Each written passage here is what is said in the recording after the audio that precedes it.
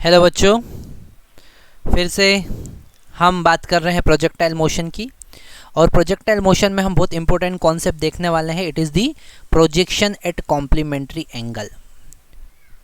Projection at complementary angle.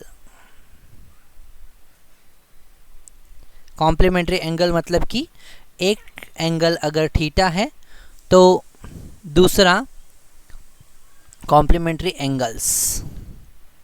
Okay, मतलब एक angle अगर थीटा है तो दूसरा होगा 90 माइनस थीटा।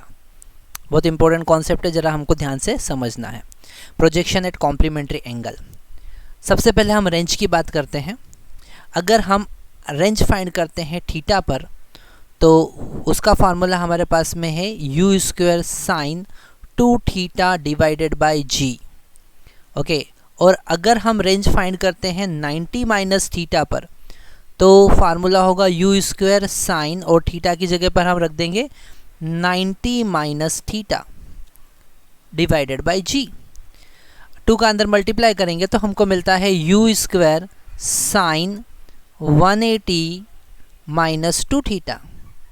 और यहाँ पर एक बड़ा इंटरेस्टिंग कॉन्सेप्ट है, sine 180 minus 2 theta sine theta ही होता है। मतलब साइन 180 माइनस 2 थीटा को हम साइन 2 थीटा लिख सकते हैं। It will be sine 2 theta. Okay, क्योंकि सेकंड क्वाड्रेंट में साइन पॉजिटिव होता है। तो यहाँ पर हमको रेंज 90 माइनस थीटा पर मिलता है वापस से u square sine 2 theta divided by g. मतलब जो रेंज हमको थीटा पे मिल रहा था वही 90 माइनस थीटा पे मिलेगा, है ना। मतलब range at theta is equal to range at 90 minus theta, है ना। जैसे एग्जांपल हम देखते हैं, अगर हमारे पास में अगर हमने 30 डिग्री पर कोई बॉडी को प्रोजेक्ट किया है, ये 30 डिग्री पर, और 60 डिग्री पे कॉम्प्लीमेंट्री एंगल 30 डिग्री का कितना होगा 60 डिग्री, तो रेंज हमको सेम मिलेगी। हाइट अलग अलग होगी, टाइम ऑफ फ्लाइट अलग अलग होगा, पर रेंज क्या होगा, सेम होगा। दोनों का रेंज इक्वल ही होगा। ये इंपॉर्टेंट कॉन्सेप्ट हमें समझना है। अगर हमने 30 पर थ्रो किया और 60 डिग्री पे थ्रो किया तो दोनों पर रेंज इक्वल होगी, क्योंकि यही फार्मूला हमने अभी डिराइव किया, यही कॉन्सेप्ट हम देख रहे हैं।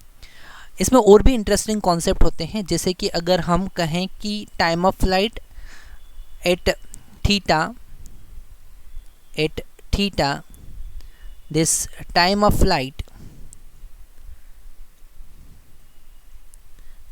flight is t1 and maximum height is h1. Similarly at 90 minus theta, मतलब कि कॉम्प्लीमेंट्री एंगल पर टाइम ऑफ फ्लाइट कितना है t2। Okay, time of flight हम मान लेते हैं t2 है, और मैक्सिमम हाइट अटेन h2 है। मैक्सिमम हाइट कितना है h2। तो इनसे रिलेटेड हम कुछ क्वेश्चंस देखते हैं। जैसे अगर हम h1 की बात करें तो वो हमें पता है you square sine square theta divided by g होगा, और h2 की अगर हम बात करें तो वो होगा h square sine square 90 minus theta, okay, divided by 2g। तो यहाँ sine 90 minus theta cos theta होता है, तो h2 का वैल्यू कितना हो जाएगा, h2 का वैल्यू हो जाएगा H square cos square theta divided by 2g। मतलब एक में थीटा एंगल पर इस साइन स्क्वायर थीटा आएगा तो 90 माइनस थीटा पर कॉस स्क्वायर थीटा आएगा। ओके, अगर इन दोनों h1 h2 का हम एडिशन करते हैं तो हमें क्या मिलता है, देखते हैं h1 plus h2।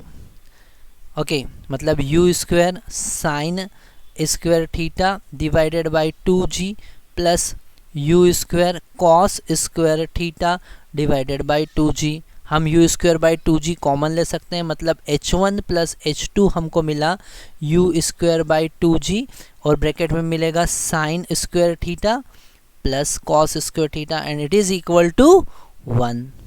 So this h1 plus h2 equal to u square divided by 2g। बहुत इंपॉर्टेंट कॉन्सेप्ट हमको मिलता है यहाँ से, h1 plus h2 is equal to u square by 2g।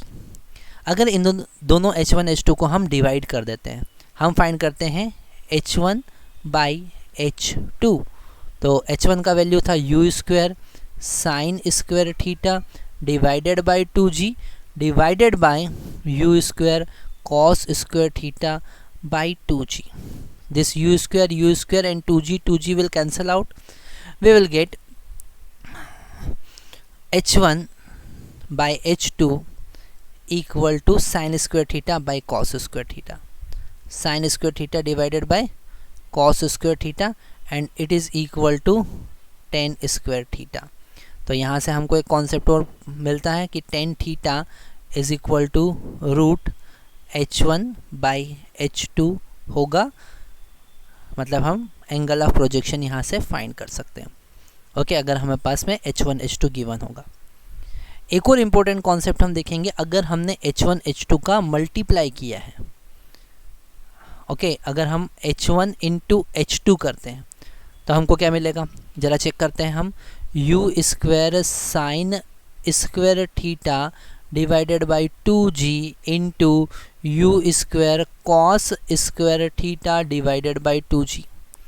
Okay, तो यहाँ से h1 इंटू h2 हमको मिलता है यू स्क्वायर साइन थीटा, थोड़ा सा इसे अरेंज करते हैं, ये यू स्क्वायर का केवल हम यू स्क्वायर ले लें, साइन स्क्वायर थीटा का sign theta into cos theta और g 2g।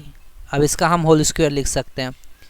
अब अगर हम थोड़ा सा रेंज के फार्मूले को देखें, ठीक है, थोड़ा सा रेंज का फार्मूला हम देखते हैं। रेंज इज इक्वल टू होता है you square sine 2 theta divided by g, जिसे हम लिख सकते हैं u square 2 sine theta into cos theta divided by g. तो यहाँ पर केवल न्यूमरेटर में डी का एक कमी है, तो हम यहाँ पर 2 का एक कमी है जिसे हम मल्टीप्लाई और डिवाइड कर देंगे, तो ऊपर वाला एक्सप्रेशन हमको मिल जाएगा एज इट इज़। तो h1 इंटू h2, यहाँ पर डिनोमिनेटर में 2 मल्टीप्लाई में है, तो जब बाहर आएगा तो 2 इंटू 4 और बाहर आ जाएगा स्क्वायर के, तो 1/16 हमको मिलेगा, और ब्रैकेट में हो जाएगा u square 2 sine theta into cos theta divided by g, और इसका होल स्क्वायर मतलब r का स्क्वायर। हमें यहाँ पर r का टर्म बनाना है, इसलिए 2 का मल्टीप्लाई डिवाइड कर दिया, तो h1 into h2 is equal to r square by 16। Okay, एक इंटरेस्टिंग रिलेशन हमको मिलता है यहाँ से। अगर हमें r कैलकुलेट करना है तो r square is equal to 16 into h1 h2 and r is equal to root 16 into h1 h2। Okay, मतलब 16 को हम बाहर भी ले सकते हैं, हम लिख सकते हैं r is equal to 4 root h1 h2। It is very interesting concept. Okay, very interesting concept. Now if we talk about the time of flight, अगर हम t1 की बात करें तो t1 होगा 2u sin theta by g।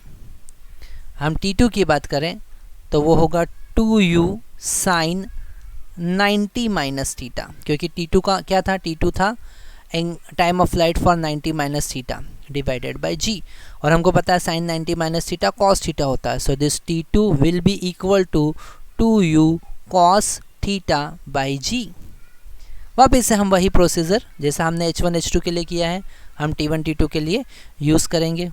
Okay, तो अगर हम t1 प्लस t2 इतना कॉन्सेप्चुअल नहीं होगा, इसलिए हम t1 t2 फाइंड नहीं करेंगे, क्योंकि वहाँ sine theta plus cos theta आएगा जिसे हम सॉल्व नहीं कर पाएंगे। हम बात करेंगे t1 इंटू t2 की।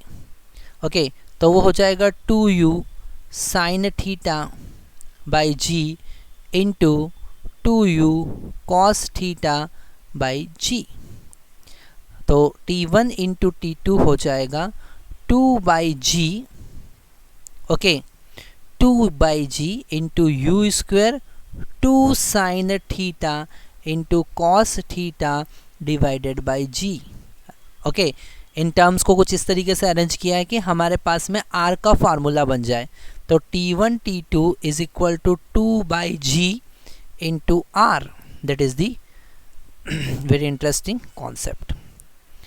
ओके, बहुत इंपॉर्टेंट कॉन्सेप्ट है. अगर हम T1 बाई T2 करते हैं, ओके, हम यहाँ कलर चेंज कर लेते हैं क्योंकि कॉन्सेप्ट हम चेंज कर रहे हैं. ओके, अगर हम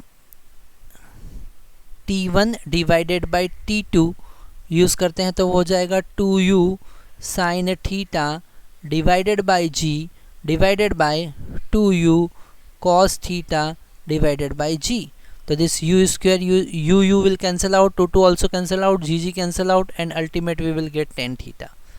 So it is also very interesting concept. This tan theta is equal to T1 by T2.